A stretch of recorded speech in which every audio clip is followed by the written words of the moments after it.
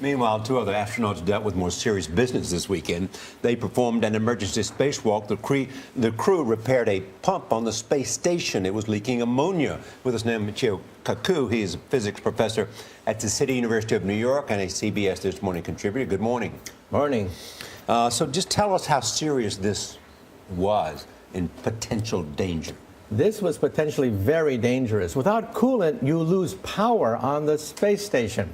And without electrical power, you are dead in the water. Remember Tom Hanks in the movie Apollo 13? Yes. When they were stranded in outer space on a crippled spacecraft? That's a worst case scenario. But they were losing 5 pounds of coolant per day.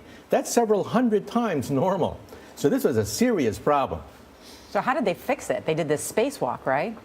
That's right. In fact, in 48 hours, they whipped it together. That's how urgent it was. This was the 168th spacewalk for the space station, but the first one that was done on a moment's notice. That's how serious this was. They lost power already in 1 out of 8 systems, and they were fearful that other systems could go down. Recently, they announced that they want to go to Mars. I would like to know your reaction when you heard that, and how big a deal is it? Were you surprised when you heard it?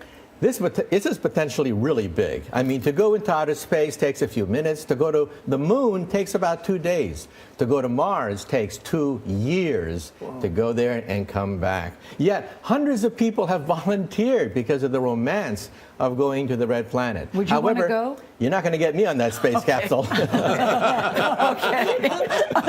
Why not, Professor Kaku? The reason is there's something called the Mars jinx, and that is on average 50% of our probes never reach Mars. 50% blow up in space, they get lost, they burn up, and that's the reason why you have to think twice. This is not a Sunday picnic going to Mars. Have they found out whether there's water there or not? Well, we think there's frozen water, but liquid water, that is what you want to find.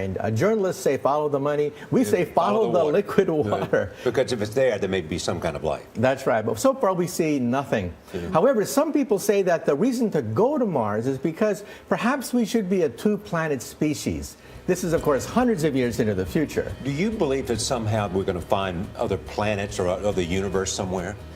I think that we will probably find life, perhaps within our lifetime, outside our solar system. Our solar system? Outside our solar system, on other extrasolar planets. You have the last word. You and Charlie will have to talk later.